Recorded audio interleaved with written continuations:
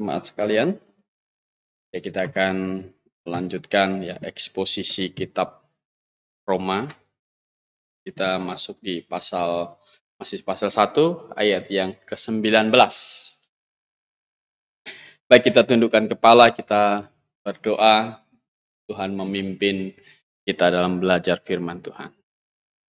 Terima kasih Tuhan, ya. Kami tahu Kau memelihara hidup kami.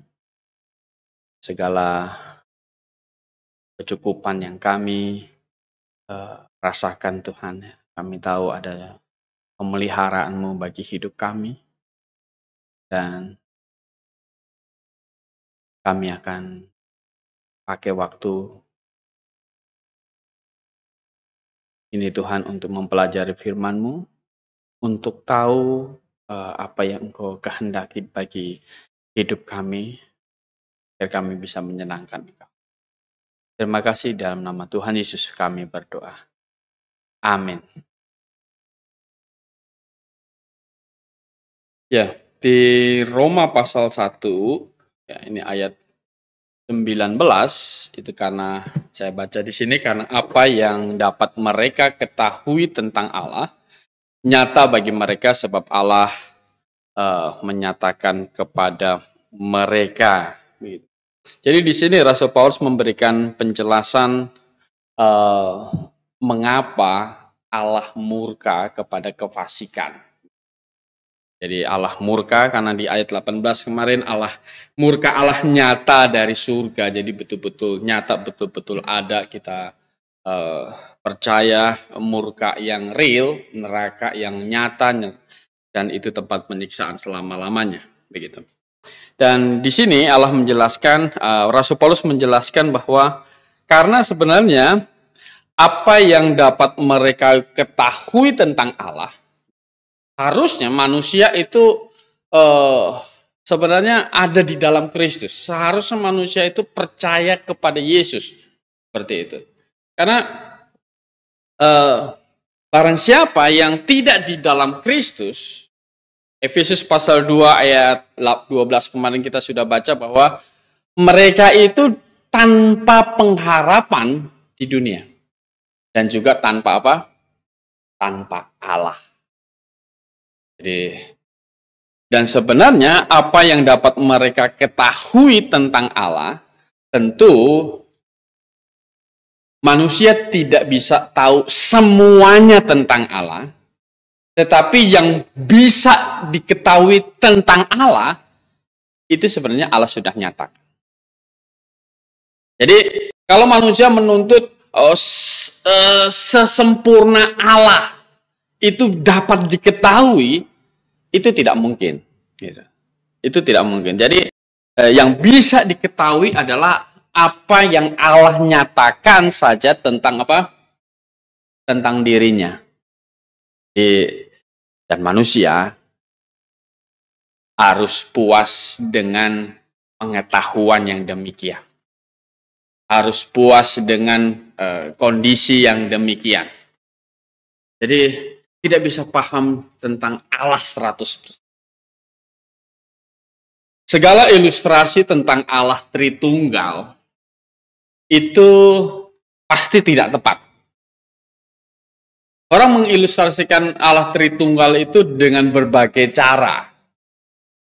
Allah Tritunggal adalah Allah tiga pribadi dengan pribadinya tiga, tetapi adalah Allah yang satu.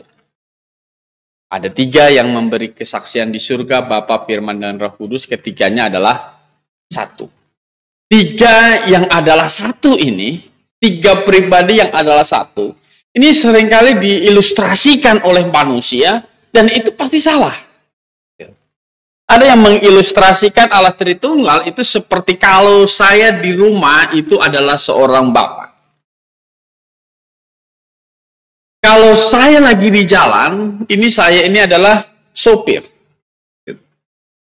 Sampai di kantor gitu, itu saya pekerja, gitu, atau manajer.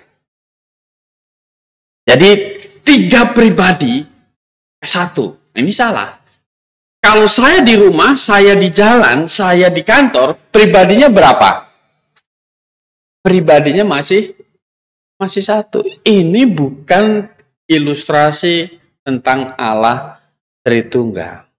Karena Allah Tritunggal itu 3 pribadi.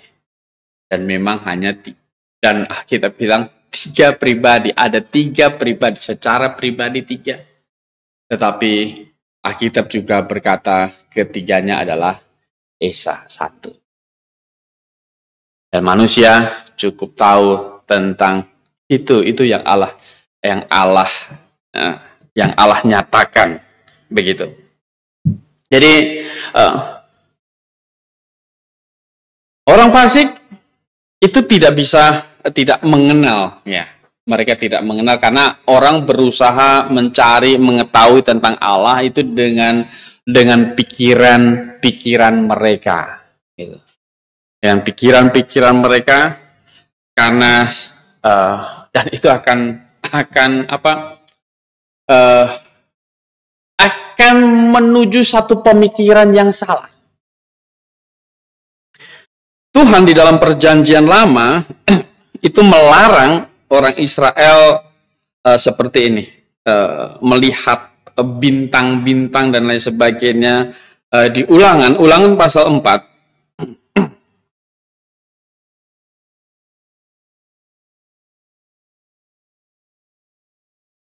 Ulangan pasal 4.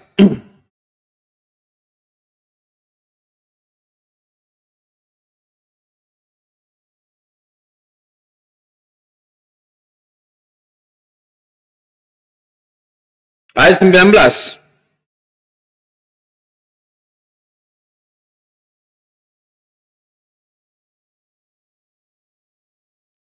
Dan juga supaya jangan engkau mengarahkan matamu ke langit, sehingga apabila engkau melihat matahari, bulan dan bintang, segenap tentara langit, engkau disesatkan untuk apa? Sujud menyembah dan beribadah kepada sekaliannya itu, yang justru diberikan Tuhan Allahmu kepada segala bangsa di seluruh kolong langit sebagai bagian mereka. Jadi Tuhan melarang. Karena ketika manusia melihat semuanya itu, katanya, mereka ada pikiran sendiri, ya. Jadi pikiran sendiri tidak turut dengan apa yang Allah kehendaki, apa yang Allah ingin ketahui tentang Allah. Mereka kemudian mendesain Allah dari apa yang mereka lihat itu. Nah, ini yang dilarang, gitu. Jangan sampai kamu melihat matahari, bulan, dan bintang, kemudian kamu apa? Sujud menyembah kepada mereka. Karena Allah bangsa-bangsa itu adalah, maka dikatakan Allah bangsa-bangsa itu adalah berhala, karena itu adalah buatan dari pikiran manusia, buatan dari ide dari manusia itu sendiri. Jadi maka dikatakan itu fasik. Itu tetap tidak di dalam Allah, itu tidak menyembah Allah yang benar, walaupun mereka menganggap itu Allah, tetapi itu bukan Allah, maka itu salah dan Allah akan murka dengan mereka. Jadi bagi mereka, sebab Allah telah menyatakan kepada mereka. Kalau kita melihat ayat 20. Ayat 20. Ya. Sebab apa yang tidak nampak daripadanya. Jadi ada yang memang tidak nampak daripadanya, yaitu kekuatannya yang kekal dan keilahiannya. Itu dapat nampak kepada pikiran dari karyanya sejak dunia diciptakan, sehingga mereka tidak dapat berdalih. Jadi apa yang tidak nampak daripadanya, yaitu kekuatannya. Ini adalah wahyu umum. Wahyu umum artinya dengan melihat kekuatannya, manusia harusnya bisa mengerti ada Allah. Kitab Kejadian pasal 1 ayat 1, itu langsung dibuka dengan pada mulanya adalah Allah. Jadi Allah itu menciptakan langit dan bumi. Pada mulanya Allah menciptakan langit dan bumi. Langsung dikasih keterangan demikian. Mengapa? Karena pembaca dari kitab Kejadian itu tidak mempersoalkan lagi masalah ada Allah atau tidak. Gitu. Musa tahu orang Israel sudah tidak mempertanyakan itu. Maka langsung ditulis pada mulanya Allah menjadikan langit dan bumi. Jadi Musa tidak menjelaskan lagi adanya Allah gitu. Karena apa? Karena orang Israel sudah tidak mempersoalkan tentang keberadaan Allah itu. Mereka tahu bahwa kekuatannya itu memang ada, Allah itu ada, dan kekuatannya itu nampak. Kalau kita membaca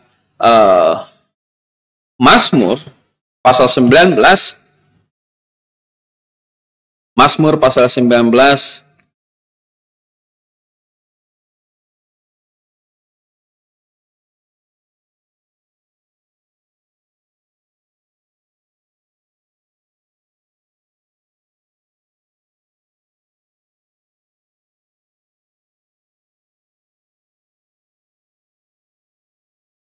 ayat 2.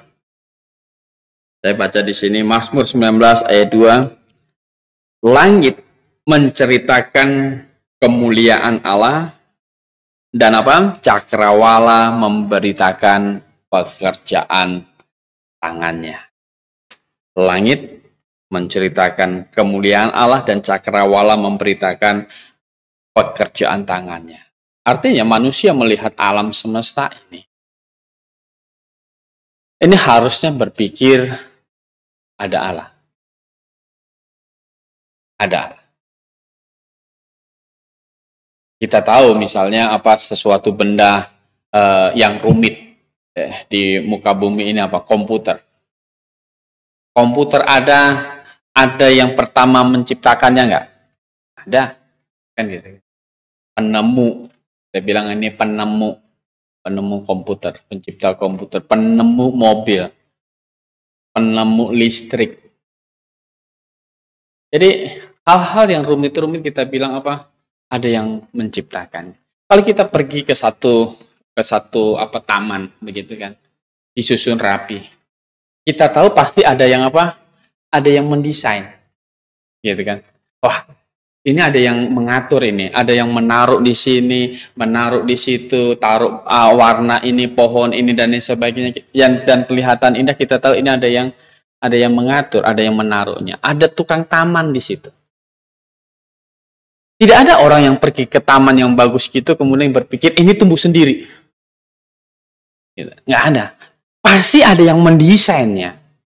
Dan alam semesta ini dengan melihat alam semesta yang begitu rumit, pastilah ada apa? Penciptanya. Dan pencipta segala sesuatu itu kita sebut sebagai Allah.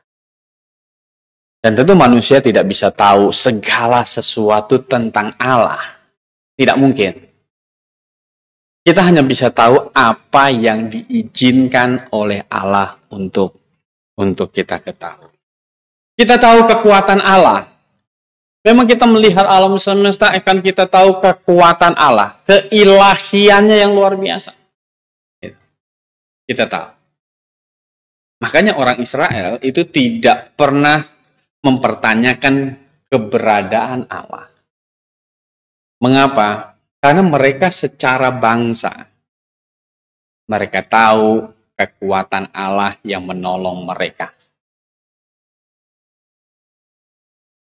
Mereka tidak mempertanyakan tentang keberadaan Allah. Ketika Musa menulis pada mulanya Allah menciptakan langit dan bumi, tidak ada yang protes. Siapa Allah? Mereka tidak protes. Malah mereka tahu Allah itu memperkenalkan diri kepada mereka dengan nama pribadi kepada mereka. Dan mereka menyebutnya dengan Jehovah. Allah memperkenalkan dirinya dengan nama pribadi dan Allah memperkenalkan dirinya dengan nama Jehovah di dalam bahasa Ibrani. Jadi mereka tidak mempertanyakan itu. Karena kekuatannya yang kekal dan keilahiannya bukan mereka melihatnya, mereka malah merasakannya. Bangsa Israel di padang gurun itu, kalau siang itu ada tiang Tiang awan. Tiang awan untuk melindungi mereka, untuk memimpin perjalanan mereka di padang gurun itu. Kalau malam, tiang awan itu pergi berganti dengan tiang api untuk menjaga mereka. Dan mereka menyaksikan langsung kemuliaannya, gitu kan? Bagaimana Musa setelah Musa naik ke atas itu, dia kemudian wajahnya katanya berkilau-kilau. Dan Musa akhirnya, orang Israel bilang, jangan engkau melihat kami. Jadi Musa pakai tudung, disuruh pakai tudung. Jadi mereka merasakan itu. Mereka tidak mempertanyakan itu. Karena mereka tahu kekuatan Allah, mereka tahu keilahiannya, dan itu nampak jelas bagi mereka. Dan bagi orang dunia juga, makanya kalau kita melihat perjalanan sejarah bangsa Israel, melihat perjalanan bangsa Israel, maka ini sebagai salah satu wujud dari pewahyuan umum. Artinya, orang melihat perjalanan bangsa Israel harusnya tertuntun kepada satu pengertian Allah itu ada. Gitu. Allah itu ada. Dan ketika bangsa Israel dipilih menjadi tiang kebenaran, bukan hanya orang Israel yang jasmani saja yang menyembah Jehovah, tetapi orang-orang luar, bangsa-bangsa lain, itu juga akhirnya ada yang percaya kepada Allah mereka. Allah Israel. Dan kitab perjanjian baru menyebut mereka sebagai orang-orang yang takut akan Tuhan. Takut akan Allah. Jadi seharusnya tidak ada orang yang tidak percaya adanya Allah. Dan juga bahkan seharusnya orang juga tidak ada yang tidak percaya Yesus itu adalah Allah. Karena apa? Karena lebih jelas lagi ketika firman ini menjadi manusia. Nah, lebih jelas lagi kalau kita membaca 1 Yohanes pasal 1 ayat 18.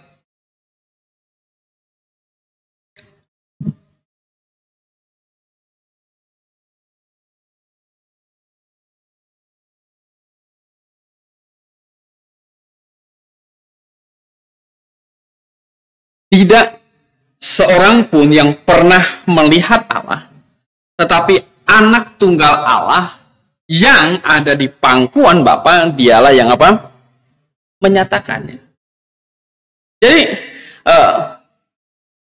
persoalan yang dihadapi oleh Rasul Paulus kepada orang-orang yang di Roma adalah orang-orang di Roma itu yang memang harusnya mereka tahu tentang Allah, tetapi mereka sengaja tidak mau tahu. Begitu.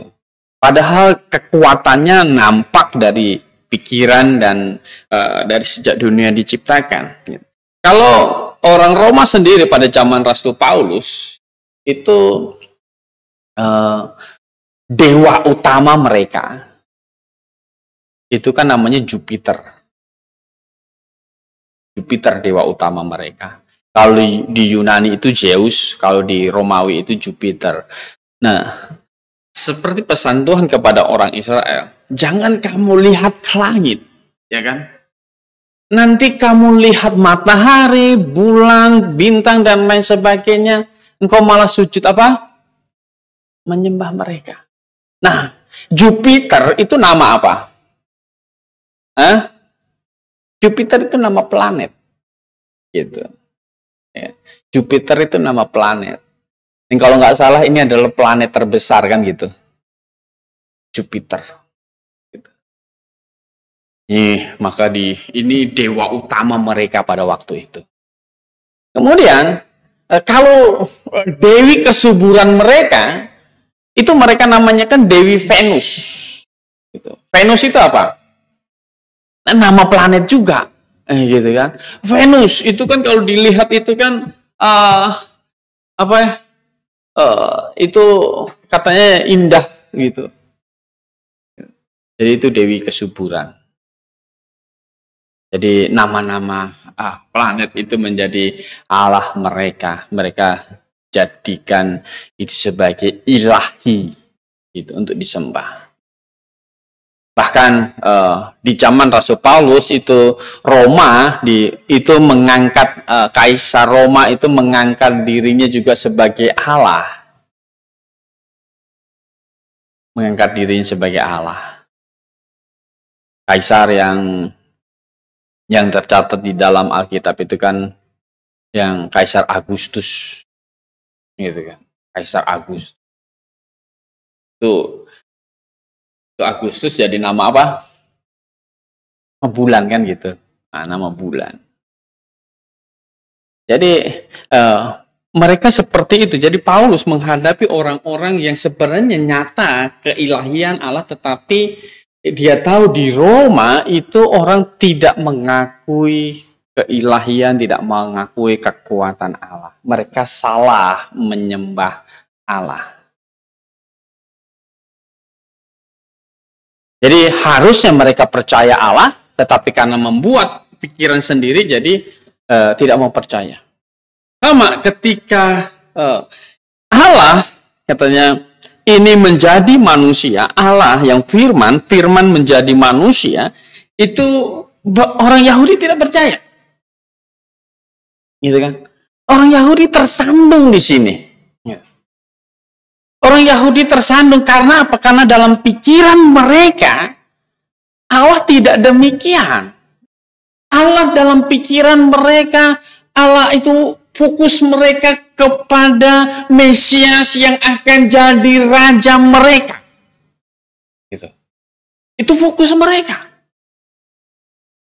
Padahal Mesias di dalam perjanjian lama itu punya dua tugas. Gitu. Memang akan menggenapkan sebagai raja dari keturunan Daud, tetapi juga Mesias itu akan membebaskan umatnya dari dosa mereka.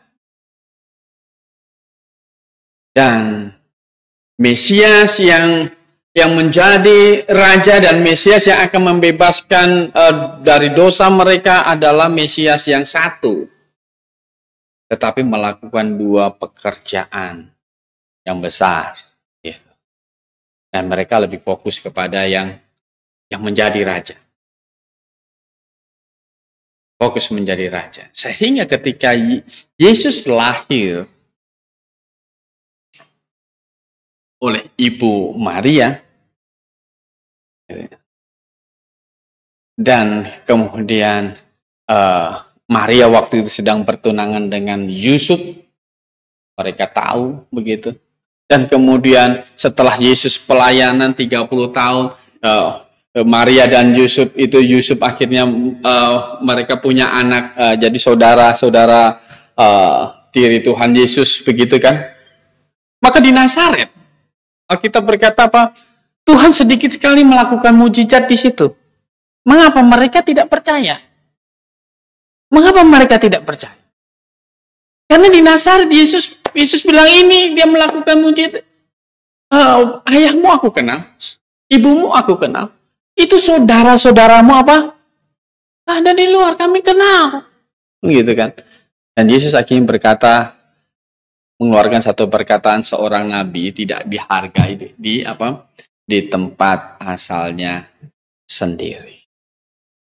Mengapa mereka tidak percaya Yesus adalah Allah? Karena mereka sudah mendesain Allah harus seperti dalam pikiran mereka. Mereka salah. Biarlah yang benar adalah Allah menyatakan dirinya kepada kita, gitu. Dan ketika manusia tidak mengenal Allah, sengaja tidak mengenal Allah, sebenarnya mereka itu tidak dapat berdalih. Orang menolak Yesus Kristus adalah Allah sebenarnya bukan karena tidak cukup bukti. Bukan karena kekurangan bukti yang diberikan Yesus kepada mereka. Sudah banyak bukti Tuhan berikan kepada mereka. Nah, kalau kita membaca Matius pasal 9, Matius pasal 9,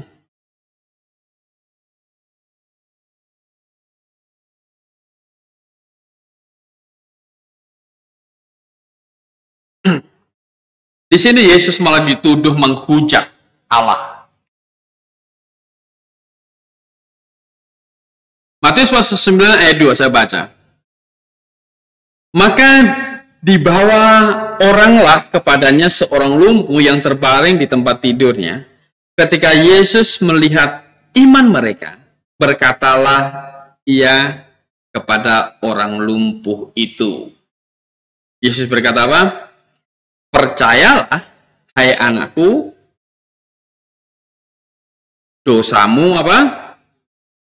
Dosamu sudah diampuni. Orang kalau mohon ampun, itu minta pengampunan dosa itu kepada siapa? Kepada Allah, kan gitu. Yang bisa mengampuni dosa adalah Allah. Dan Yesus pada waktu itu berkata, dosamu sudah diampuni. Dan reaksi dari ahli Taurat itu ayat 3. Maka berkatalah beberapa ahli Taurat dalam hatinya, perhatikan. Ia apa? Menghujat Allah. Dan ayat 4, Yesus mengetahui apa? Pikiran mereka. Ahli Taurat itu menggumam di hati mereka.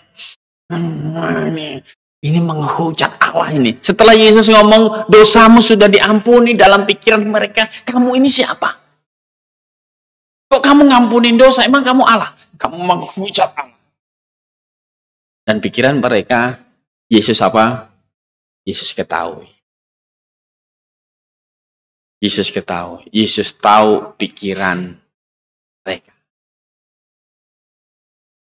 Yesus mendemonstrasikan dia adalah Allah. Kemudian, Yohanes 8. Yohanes 8.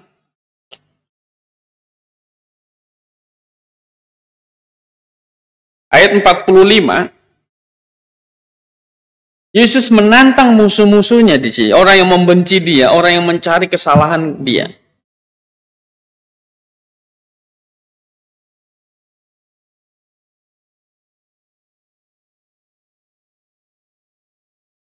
Di ayat 46,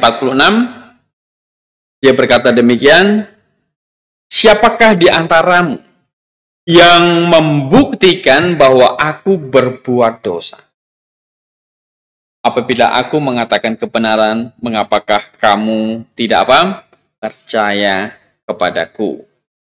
Mereka berkata, kami anak Abraham, kami anak Abraham. Tapi harusnya anak Abraham itu percaya kepada Yesus. Tetapi mereka tidak percaya. Dan Yesus berkata, siapakah di antara kamu yang membuktikan bahwa aku tidak berbuat dosa? Mereka dapat membuktikan tidak? Yesus berbuat dosa. Mereka tidak dapat membuktikan Yesus berbuat dosa.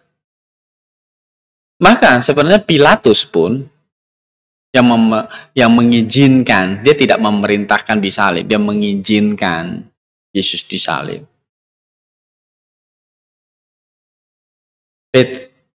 Pilatus pun dia cuci tangan.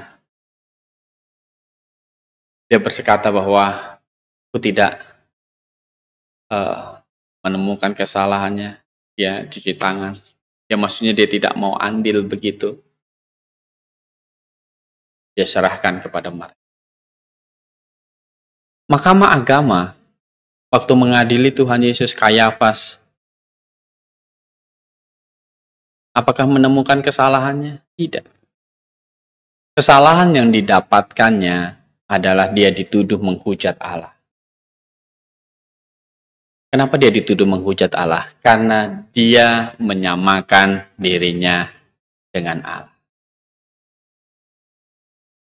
Tapi murid-murid tahu, Yesus tidak menghujat Allah. Karena Yesus memang membuktikan di depan mereka, dia adalah Allah. Kekuatannya, ya kan? Kekuatannya, kemahakuasaannya, itu nyata. Dia berkuasa atas badai. Di Danau Galilea itu dibuat kering. Pohon ara yang tidak berbuah. Dia berkata apa? Mulai sekarang engkau tidak akan berbuah. Besoknya murid-murid lapor. Gitu. Guru-guru, pohon yang kemarin Tuhan kutuk itu sudah mati, sudah kering. Gitu kan? Sudah kering. Ada seorang yang buta sejak lahir. Tuhan Yesus meludah ke tanah. Gitu. Dan memasukkan tanah itu ke mata mereka, ke mata dia. Dan Tuhan pergilah ke itu kolam Bethesda basuh. Orang yang buta sejak lahir itu segera melihat. Segera melihat. Dia tadinya tidak punya mata, sekarang jadi punya mata. Tanpa operasi. Ya enggak? Tanpa ada yang donor mata ke dia. Hanya Tuhan Yesus ludah ke tanah. Kemudian buat mata dari tanah dan masukkan ke dalam kelopak matanya. Dan dia langsung. Orang kusta sembuh. Dan orang mati itu dibangkitkan. Yang paling spektakuler dari kebangkitan orang mati adalah cerita dari Lazarus yang bangkit.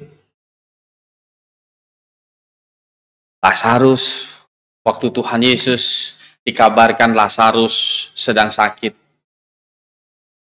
Yesus bilang kepada murid-muridnya, nggak apa-apa, dia sedang istirahat.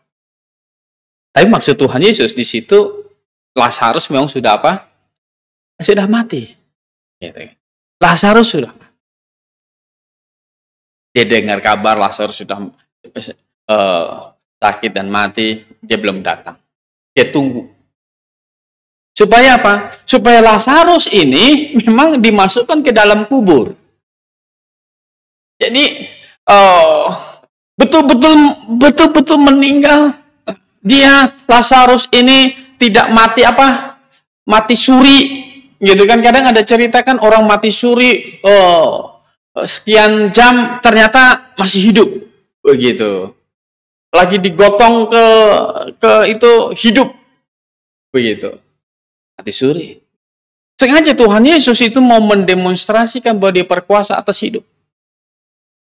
Karena dia adalah Allah.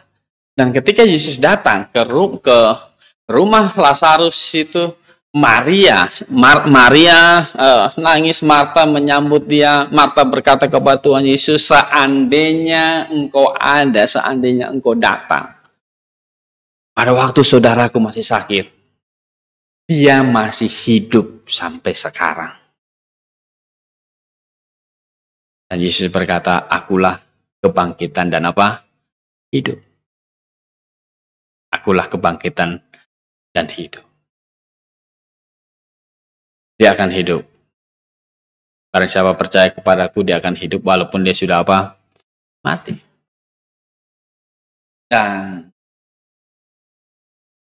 di situ orang-orang yang tidak percaya kepada Tuhan Yesus itu tidak setuju Yesus adalah Allah, tetapi tidak bisa buat apa-apa. Gitu kan. Mereka melawan Yesus, tetapi mereka tidak bisa buat apa-apa. Dia membuktikan keilahiannya dengan memanggil Lazarus, Lazarus, marilah. Lazarus yang masih pakai kain kafan itu keluar.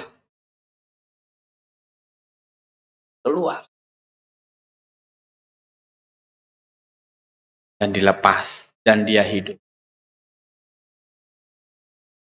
Orang yang nggak setuju Yesus adalah Allah, tetap nggak setuju, tetapi tidak bisa buat apa-apa.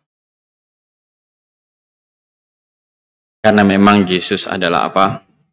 Yesus adalah Allah. Jadi sebenarnya seperti dengan banyak orang Roma ketika dia melihat alam ciptaan tidak bisa berdalih tentang keberadaan Allah, sebenarnya dengan melihat juga keilahian dari Yesus Kristus,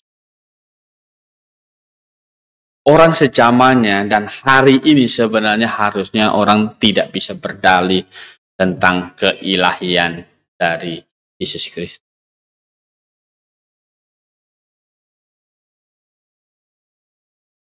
Aneh sekali, orang mempercayai Yesus Nabi. Ada yang percaya Yesus Nabi. Ada yang percaya Yesus itu orang baik.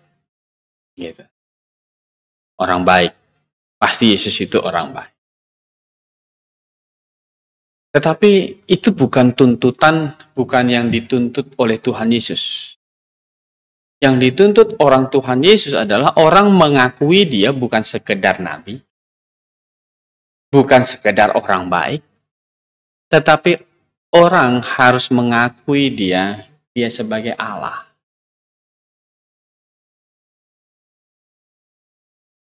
Jadi itulah tuntutan Tuhan Yesus. Orang mengakui dia sebagai Allah. Dan barulah orang bisa diselamatkan. Dan Rasul Paulus melihat ini, bahwa orang Roma ini salah memahami tentang Allah. Mereka jadikan Jupiter itu dewa mereka, mereka jadikan Kaisar itu Allah mereka, gitu kan. Mereka kalau minta anak kepada Dewi Venus, begitu, Dewi Kesuburan. Dan itu semua sebenarnya adalah ciptaan Allah. Kaisar itu juga adalah ciptaan Allah. Semua benda-benda langit itu ciptaan Allah. Tapi mereka malah menjadikannya sebagai Allah. Dan ini salah. Paulus ingin datang ke Roma karena iman mereka yang masih apa? Masih salah ini. Dan tentu ini tidak mudah. Ini tidak mudah meyakinkan mereka tentang Allah yang benar, karena Paulus pernah dalam melakukan perjalanan misi, dia pergi ke Yunani. Yunani itu adalah kota yang mirip-mirip Roma. Gitu. Kota yang banyak Allah juga. Di panggung Areopagus, di Athena itu, Paulus berkhotbah di situ. Dia sudah seharian lihat kota itu, gitu. Dan katanya dia berjalan-jalan di setiap kota di situ. Dia melihat bukan satu mezbah, tetapi banyak mezbah. Bahkan di Yunani itu dia katakan ada satu mezbah, gitu kan? Satu mezbah. Itu ditulis katanya itu kepada Allah yang tidak dikenal. Jadi orang Yunani itu takut Allah yang mereka sembah itu masih salah. Jadi dibikin satu persembahan lagi mezbah kepada Allah yang tidak dikenal. Dan Rasul Paulus berkata, Allah yang tidak dikenal inilah yang aku beritakan. Tapi setelah Paulus bicara tentang penghakiman, gitu kan, tentang kebangkitan, orang Athena marah kepada dia. Dan dia tahu juga kepada orang Roma, gitu, ini tidak gampang meyakinkan mereka. Dan juga sama halnya dengan kita hari ini, kita yang percaya Yesus adalah Allah, untuk meyakinkan orang lain bahwa Yesus adalah Allah, itu juga bukan hal yang gampang. Ya. Padahal sebenarnya segala alasan tentang keilahian dari Yesus Kristus itu nggak bisa dibantah.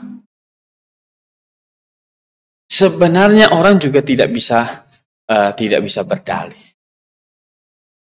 Seringkali sanggahan orang adalah kenapa Yesus itu bukan Allah. Cuma kadang mereka berkata, kalau Yesus Allah, di mana ayat Alkitab yang mengakui? Ya kan? Yang ngomong, Yesus sendiri ngomong gitu kan. Saya adalah Allah. Memang ada versi Alkitab yang begini, yang kalau Allah ngomong, Yesus ngomong itu dicetak dengan tinta merah gitu. Kalau prolog pakai yang hitam, tapi pas omongan Yesus Kristus gitu, itu cetakan tintanya itu merah. Ada versi Alkitab yang bikin seperti itu.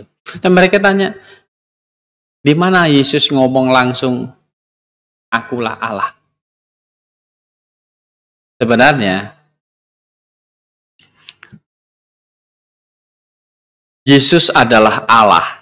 Itu tidak perlu dia sendiri ngaku saya adalah Allah. Tetapi yang paling penting adalah sebenarnya membuktikan dirinya adalah Allah. Apakah dengan berkata misalnya ini, saya sendiri, saya berkata saya adalah Allah, itu membuktikan saya adalah Allah? Atau itu menjadikan saya ini adalah Allah? Kan tidak. Kalau kita percaya Yesus adalah Allah karena dia ngomong saya adalah Allah, itu malah salah. Kita percaya dia adalah Allah, itu harusnya kita tahu dia bisa membuktikan dirinya adalah Allah. Gitu. Jadi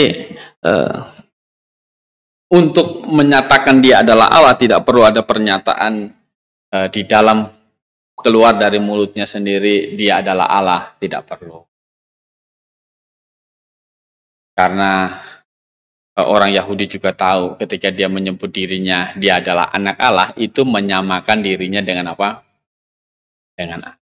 Dan kita tahu karena dia adalah Allah lah, maka ketika dia mati di atas kayu salib menanggung dosa manusia, itu betul-betul bisa menyelesaikan dosa kita. Karena dia memang tidak ada dosa, bisa menggantikan kita yang berdosa. Hukuman kita bisa digantikan oleh dia. Jadi sebenarnya orang tidak bisa berdalih. Dan oleh karena itulah nanti siapapun yang tidak percaya kepada Yesus adalah Allah, murka Allah akan nyata kepada. Murka Allah nyata dari surga. Mengapa? Karena sebagai manusia berdosa yang tidak ditebus, yang dosanya belum diselesaikan, itu akan menerima hukuman atas dosa itu. Dan inilah yang membuat Paulus untuk terdorong pergi ke Roma. Banyak orang di Roma yang salah. Banyak orang di Roma yang akan dimurkai oleh Allah. Dan siapapun yang tidak di dalam Kristus, kita tahu dia akan dimurkai Allah. Dan itu juga yang harus mendorong kita, walaupun tidak gampang, mendorong kita untuk akhirnya datang dan menyelamatkan dia. Nyatakan, Yesus adalah Allah yang mati untuk segala dosamu. Bagi yang menerimanya, ini adalah kabar baik. Kan gitu, wah ini Injil. Dosa saya selesai pada diri Tuhan Yesus. Ya, baik. Ya, jadi di sini Paulus menjelaskan ya, kenapa Allah itu murka dengan kefasikan. Karena sebenarnya jelas apa yang manusia ketahui tentang Allah sudah jelas. Dan sebenarnya Tuhan Yesus juga sudah cukup membuktikan dirinya adalah Allah. Dan kepada orang Yahudi juga, Yesus sudah cukup membuktikan dirinya adalah Allah. Orang Yahudi menuntut terus tanda. Ya kan? Dia menuntut terus tanda. Dia sudah lihat orang mati dibangkitkan. Dia sudah lihat orang buta dicelikkan matanya. Dia sudah melihat orang lumpuh berjalan. Memang tidak semua orang lumpuh dia sembuhkan. Ya karena Tuhan Yesus memang hanya mau membuktikan dia adalah apa? Dia adalah Allah. Tidak semua orang mati dia bangkitkan. Karena memang dia hanya membuktikan dirinya adalah Allah. Cukup semuanya itu untuk menyatakan diri adalah Allah. Mereka terus minta bukti, minta tanda. Dan Yesus berkata, ini ada satu tanda lagi terakhir. Seperti Yunus, 3 hari, 3 malam di perut ikan. Demikian anak manusia apa? 3 hari, 3 malam di rahim. Yesus bangkit. 3 hari. Dan yang menjadi saksi, waktu surat 1 Korintus itu ditulis dikatakan di 1 Korintus 15, yang menyaksikan kebangkitan Tuhan Yesus. Pernah Tuhan Yesus itu menyatakan 500 orang. Dan kebanyakan waktu 1 Korintus ini ditulis, itu mereka masih apa? Masih hidup. Jadi tahun 55-an ketika Paulus menulis itu, orang-orang yang menyaksikan kebangkitan Yesus itu masih hidup. Bisa jadi saksi mata. Bisa cerita. Tetapi ada orang yang tetap tidak mau percaya. Gitu kan.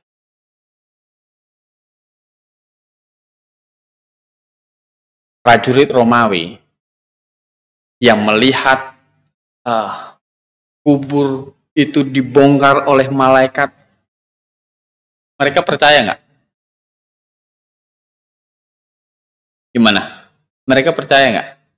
Mereka nggak percaya. Mahkamah Agama yang dapat laporan dari prajurit itu. Prajurit itu cerita betul, benar-benar apa yang mereka saksikan pada saat kebangkitan Tuhan Yesus kepada Mahkamah Agama. Bahwa kubur itu ada yang membongkar, bukan kami. Yesus bangkit, orang itu bangkit. Mereka percaya? Mereka nggak percaya. Malah mereka membayar prajurit itu. Kasih duit. Omong begini. Waktu kami tidur lelap, murid-murid orang Galilea itu datang. Membongkar kubur itu. Menggulingkan batunya. Dan mencuri mayat. Dan kitab Injil mencatat dusta itu yang dipercayai oleh orang Yahudi. Mereka tidak percaya Yesus bangkit, tetapi mereka percaya tubuh Tuhan Yesus dicuri oleh apa? Murid-murid. Sebenarnya konyol orang yang mau percaya dengan berita ini. Gitu. Konyolnya gimana? Pada waktu itu kan, murid-murid itu kan memberitakan Yesus yang bangkit. Sementara kaum Yesus yang bangkit itu mayatnya mereka simpan. Kemudian mereka beritakan Yesus itu bangkit. Dan mereka kemudian akan dihukum mati oleh berita itu. Kira-kira adakah orang yang mau mati untuk sesuatu yang dia tahu bohong? Ada nggak? Nggak ada. Gitu kan? Nggak ada. Mereka mau mati karena mereka tahu yang mereka beritakan ini benar. Yesus tidak mereka curi. Yesus betul-betul apa? Bangkit.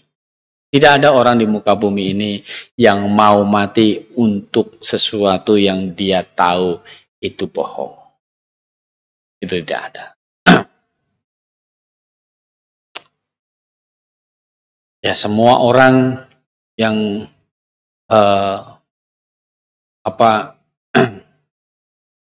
dulu ada perang Irak-Iran gitu kan.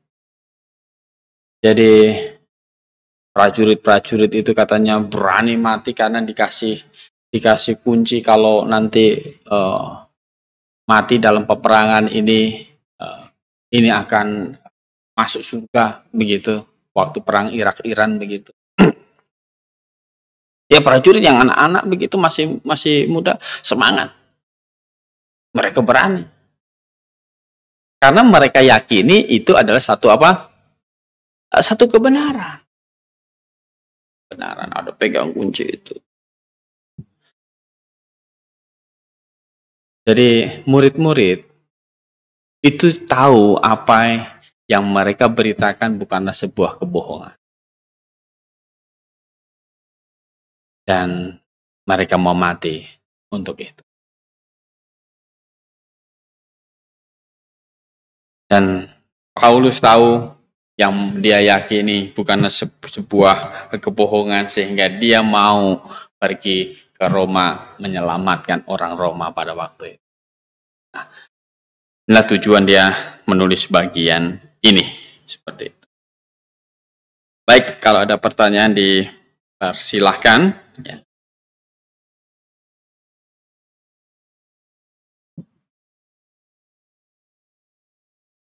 Ya, sekali lagi ya, sebenarnya tidak ada dalih untuk orang tidak percaya kepada Yesus Kristus adalah Allah karena segala yang membuktikan Dia adalah Allah sudah Yesus buktikan sendiri. Sudah Yesus buktikan. Ada? Ya, Pak Adi. Ya, baik. Selamat malam Pak Kurnia. Pertanyaan saya sedikit keluar dari tema hari ini, Pak. Ya. Pertanyaannya, pada saat Adam dan Hawa digodain iblis untuk makan buah pengetahuan baik dan buruk, itu kan iblis itu ada di dekat mereka ya, Pak? Di Taman Eden. Bagaimana? Saat Adam dan Hawa digodai oleh iblis itu kan sudah jatuh dalam dosa ya, Pak? Betul, betul. Dan itu ada di dalam Taman Eden bersama-sama dengan Tuhan. Pertanyaannya, apakah iblis memang bisa dekat dengan Tuhan gitu, Pak, atau gimana, Pak? Karena kan dia sudah jatuh dalam dosa gitu. Ya. Terima kasih, Pak. Ya, Taman Eden itu sendiri kan bukan surga. Jadi Taman Eden itu bukan surga. Dan Taman Eden itu bukan takhta dari Tuhan. Tuhan kan bertahtanya di surga. Sementara Taman Eden itu adalah sebuah taman yang Tuhan buat ada di bumi ini. Kemudian di Taman Eden itulah diciptakan Adam dan Hawa. Jadi itu adalah bagian dari ada di dalam bumi ini, dalam dunia ini, begitu. Ya tentu itu bukan tahta Allah, itu bukan surga. Jadi iblis ya jatuh bisa di situ. Jadi dia tidak ada di surga, tetapi dia bisa ada di Taman Eden itu. Dia bisa kemana saja, gitu kan? Karena di dalam Ayub itu kan Tuhan tanya sama iblis, gitu. Dari mana engkau, katanya? Ya kan? Dari mana engkau? Dia katanya dari mana? Mengelilingi bumi. Ya kan? Mengelilingi bumi. Ya dia bisa di mana aja kan gitu. Ya, tentu kalau dia tujuannya dia mencobai manusia, mau cari yang menjatuhkan manusia, ya dia cari di mana manusia adalah kan gitu. Maka dia itu bukan akan pergi ke tempat sepi-sepi gitu. Karena dia nggak mungkin cobai monyet untuk jatuh ke dalam dosa kan. Ya, dia ada di sekitar manusia sampai hari ini. Dan taman Eden itu kan setelah Adam dan Hawa jatuh ke dalam dosa, mereka diusir keluar. Tujuannya apa? Supaya Adam itu tidak makan pohon yang satunya. Yaitu pohon apa? Kehidupan.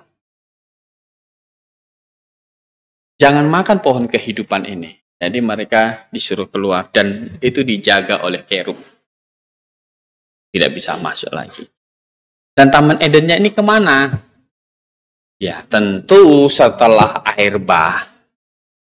Ya kan? Karena air bah pada zaman Nuh itu adalah air bah yang melingkupi seluruh bumi. Melingkupi seluruh bumi. Nah, Taman Edennya itu kemana? Ikut kena banjir nggak? Ya ikut kena banjir lah. Itu ikut tenggelam di situ. Tetapi ketika sebelum air bah itu, keturunan Adam tentu bisa tahu ada taman itu, tetapi mereka tidak bisa masuk saja, gitu kan? Mereka tidak bisa. Mereka tahu ada taman itu, dan mungkin itu juga menjadi ingatan Adam. Jangan lagi tidak percaya sama Allah.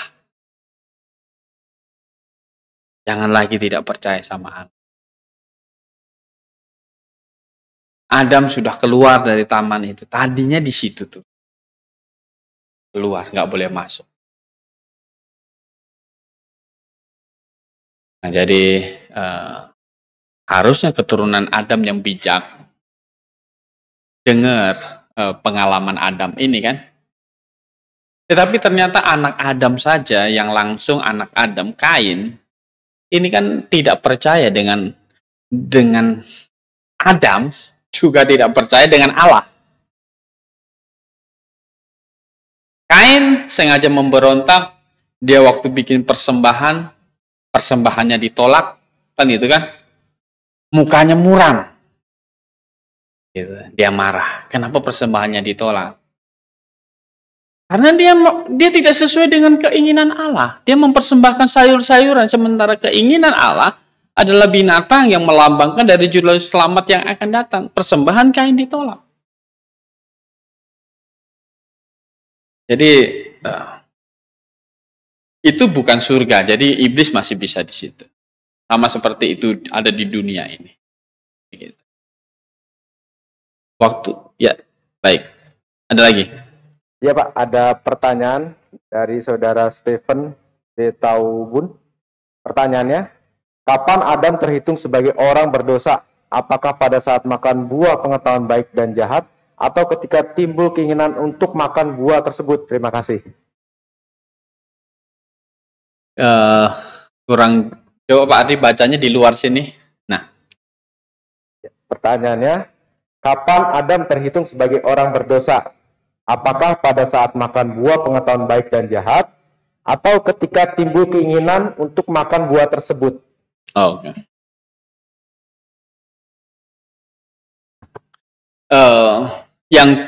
Yang timbul keinginan untuk makan itu kan bukan Adam, tetapi Hawa.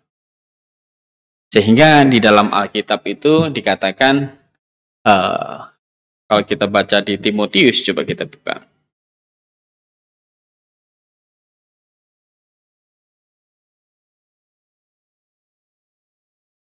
Satu Timotius pasal 2.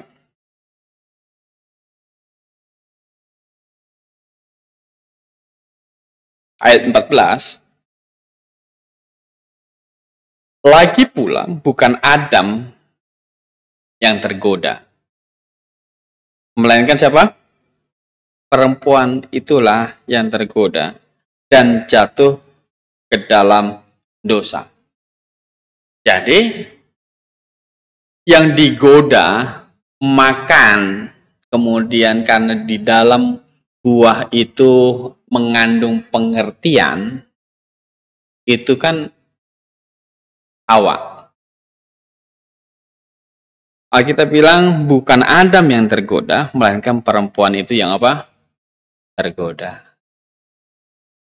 Nah, kenapa kok dosa dihitung dengan kepada Adam? Karena Adam yang bertanggung jawab. Begitu. Jadi Adam berdosa ya ketika dia makan dia melanggar perintah itu. Jadi tidak ada pikiran Adam untuk akhirnya dia tergoda begitu kan, tidak. Dia sengaja sebenarnya. Kalau Adam itu makan ya dengan sengaja.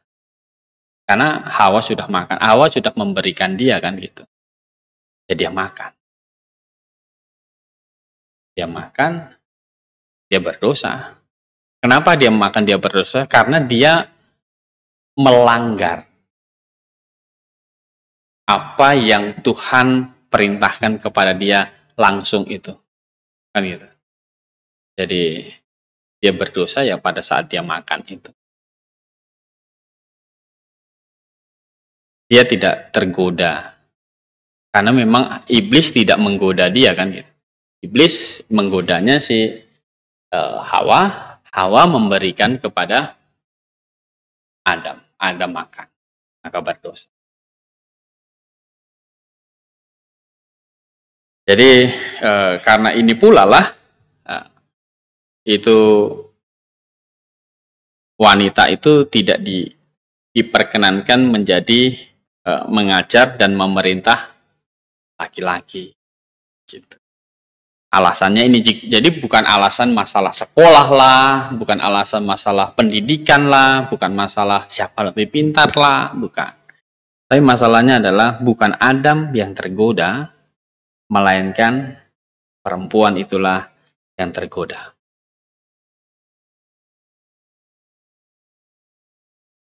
Oke, jadi Adam makan, dia berdosa. Baik, ada lagi? Tidak? Baik, kalau tidak ada lagi, ya kita sampai di sini. Jadi kiranya penjelasan ini ya juga mendorong kita untuk terus mengobarkan kasih kita untuk menyelamatkan mereka yang masih tanpa Allah dan tanpa pengharapan di dunia ini. Baik, kita tutup dalam doa. Terima kasih Tuhan ya. Kami sudah belajar firman-Mu. Dan kami semakin mengerti apa yang mendorong Paulus untuk datang ke Roma. Tuhan, dan biarlah dorongan itu juga terus ada pada diri kami, yaitu mengasihi orang untuk menyelamatkan. Dan Tuhan, kami tahu Tidak mungkin kami bisa menyelamatkan semua orang. Kami hanya bisa menyelamatkan mereka yang mau diselamatkan. Dan biarlah Tuhan ya, semangat kami itu tetap ada terus sampai Engkau datang menjemput kami. Terima kasih untuk malam ini, dalam nama-Mu kami berdoa. Amin. Baik, selamat malam dan Maranatha.